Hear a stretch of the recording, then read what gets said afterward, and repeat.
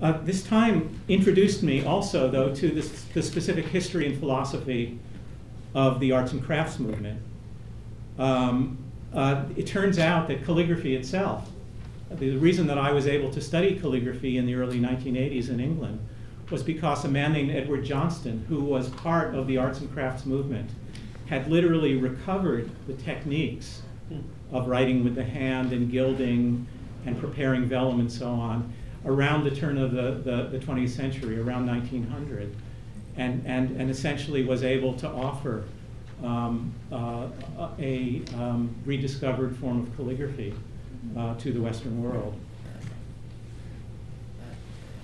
And as a result of this, of this discovery and this sense of history, it allowed me to sort of see that what I had done, unknowingly in a way, in moving from Palo Alto to London was a kind of pilgrimage.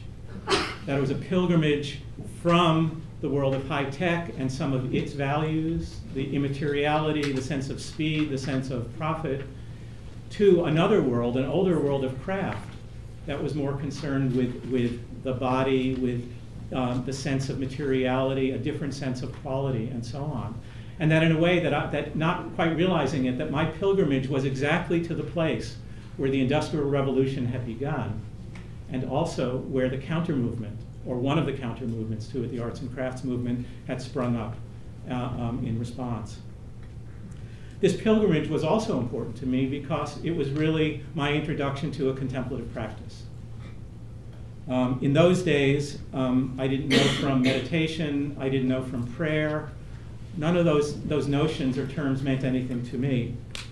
But what happened is that over 2 years, I became engaged in these very deliberate and very stilling, quieting practices, and sometimes spent an entire weekend just at my drawing board, and then would realize that at the end of the weekend, if the phone rang, that I must have been in something of a different state, because I might have trouble speaking right away. I mean, this was just happening. It wasn't something that I really understood. But the other thing that the calligraphy movement began to make clear to me, and is so much clearer to me now, is that in general, the arts and crafts movement was as much a political movement as a concern with art or a spiritual movement. And I think that's a terribly important thing for us to hold, because the second reason that I start with this whole story is that it seems to me that we, all of us in this room and many others who aren't here with us tonight, are also engaged in some kind of radical political and spiritual movement. The movement that we recognize to be true and real and probably unstoppable at this point, to bring the fruits of humankind's understanding, growing understanding of this other dimension of life into higher education. And essentially, I want to say, and this is what I will be saying in a few minutes, is I think that part of what we're charged with is to bring it back, because it has been here. It existed in ways that I think we're only beginning to understand in much more profound ways at the very beginning of Western higher education. So what I want to talk to you about tonight is I want to give you my sense of how lucky we are to be doing the work that we're doing today. I suspect that almost probably any one of you could be standing here tonight and telling your version of that story, but I happen to be the one selected to tell mine. I feel that this is quite an extraordinary time, a powerful and important time for us to be doing this work, and that we're very lucky. And so in the first part of my remarks, what I want to do is I want to suggest to you how two major threads how we've inherited two different threads that have brought us modern higher education, and how if we look at each of those threads in greater detail, we can draw inspiration and even guidance for the work that we're doing. And then, so that's in a sense, the first part of the talk is looking back to the past in order to see where we are in the present. And then in the second half of these remarks, I want to say a little bit about the future.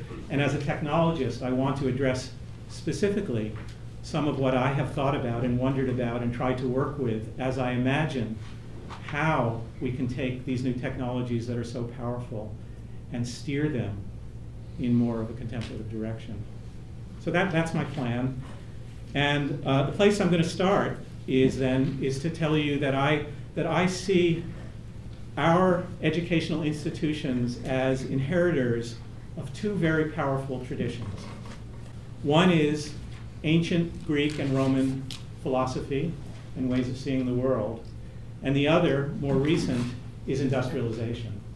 So I want to spend a little time looking at where we've come from with regard to these two rather different ways of looking at the world, Greek philosophy and 19th and 20th century industrialization.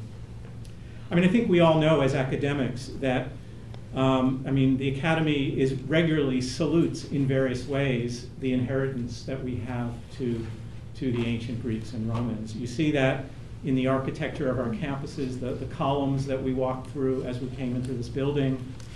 You see it in the very name, the academy, which was the name of Plato's school of philosophy.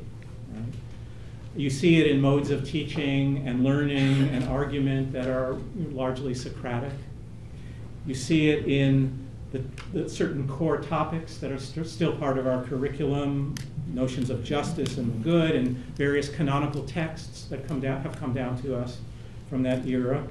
And more broadly, you see the influence of ancient Greece and Rome, broadly speaking, in the whole idea of the liberal arts.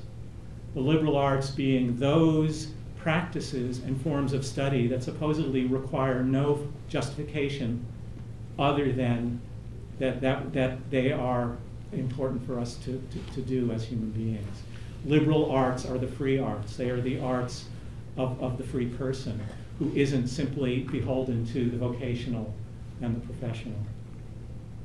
But there's another inheritance from Greece and Rome that I think we all sense and know something about, but that hasn't, I think, thus far been fully embraced. And that other dimension of our inheritance is the contemplative.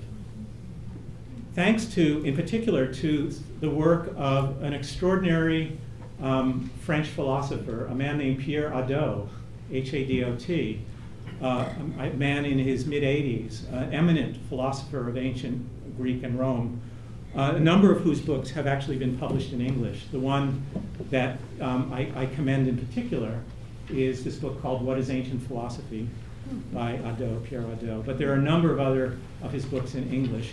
He's a very clear and wonderful writer.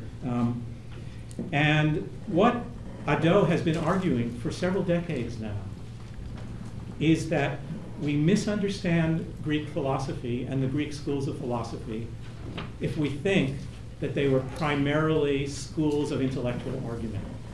Yes, they were places where discourse and argument mattered, but what I think Hadot has been able to show incontrovertibly is that these Greek schools were spiritual schools where contemplative practices were not incidental or accidental, but were central to the training, because the training in these schools was in how to live and how to be human.